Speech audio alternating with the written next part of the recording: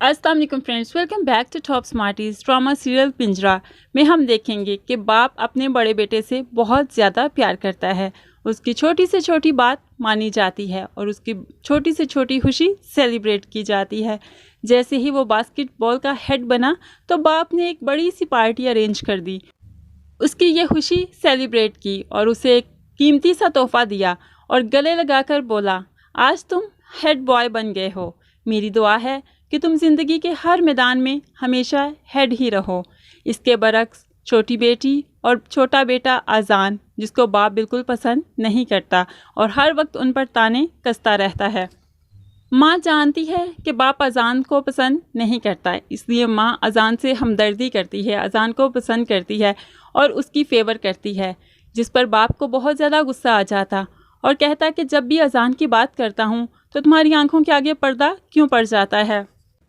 इस जैसे लड़के ज़िंदगी में माँ बाप को बहुत शर्मिंदा करवाते हैं। तुम एक दिन बहुत शर्मिंदा होगी कि तुम्हारा रुझान इस बेटे की तरफ है, तुम इस बेटे को हॉस्टल क्यों नहीं भेज देती। अजान की माँ जब अपनी दोस्त से मिलती है तो उसको मशवरा देती है कि अपनी बेटी दुआ के फ़ोन पर चेक रखो वरना नुकसान उठाओगी। इस पर दुआ की माँ बोल पड़ती है, नहीं, ये आजकल की नई जनरेशन है, इनके साथ दोस्त बनकर चलना पड़ता है, वरना ये हमारे हाथ कभी नहीं आते, ये बिगड़ जाते हैं। अजान चूँकि छोटा है, बहुत हसास है कि उसका बाप आखिर उससे मोहब्बत क्यों नहीं करता, आखिर उसकी बात को इस तरह से अहमियत क्यों नहीं दी जाती जिस तरह से बड़े भाई की बात को अहमियत दी जाती है और उसकी खुशी को सेलिब्रेट किया जाता है। अजान इसी कश्मकश में हमेशा अपने कमरे में अकेला लेटा हुआ रोता रहता है। फ्रेंड्स, जब बच्चे अकेले बैठकर रोना स्टार्ट कर देते हैं तो इसका मतलब है कि उनके दिमाग में बहुत गहरी सोचें हैं, जिससे हमेशा डरना चाहिए। कभी भी बच्चों को ये मौका नहीं देना चाहिए कि वो अकेला लेटकर या बैठकर सिसकियां भर भर के रोते रहें।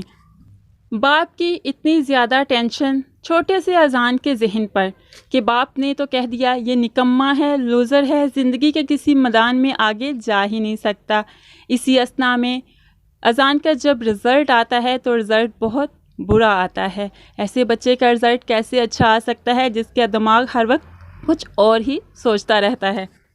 रिज़ल्ट बुरा आया तो बाप को और ज़्यादा बातें बनाने का मौका मिल गया। मैं कहता था ना, ये निकम्मा है, ये लूज़र है। अब तो माँ की भी शामत आ गई, माँ को बहुत ज़्यादा ताने सुनने पड़े।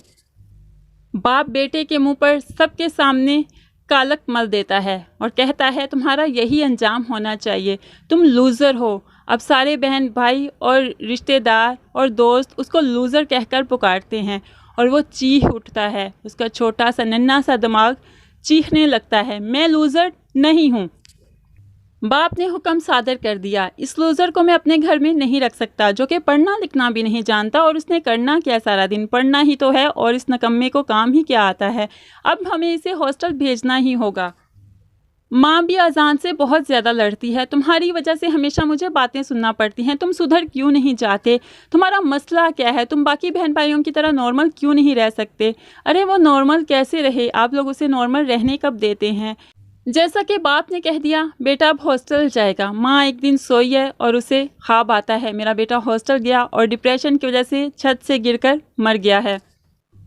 माँ थर थर कांपने लगती है, कांपते उठती है और कहती है नहीं, मेरा बेटा हॉस्टल नहीं जाएगा, मैं किसी भी हाल में अजान को हॉस्टल नहीं भेजूंगी। फ्रेंड्स, क्या बच्चों के साथ ऐसा रवैया होना चाहिए? अगर उनका रिजल्ट अच्छा ना आए तो मुझे कमेंट्स में ज़रूर बताइएगा।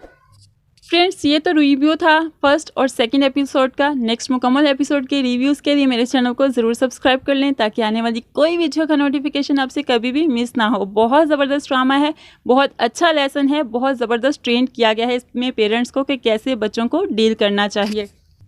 सो इस ड्रामे को मिस मत कीजिए और मेरे चैनल को भी ज़रूर सब्सक्राइब कर लीजिए। दुआओं में याद रखिएगा, अपना बहुत ख्याल रखिएगा। अल्लाह हाफिज़।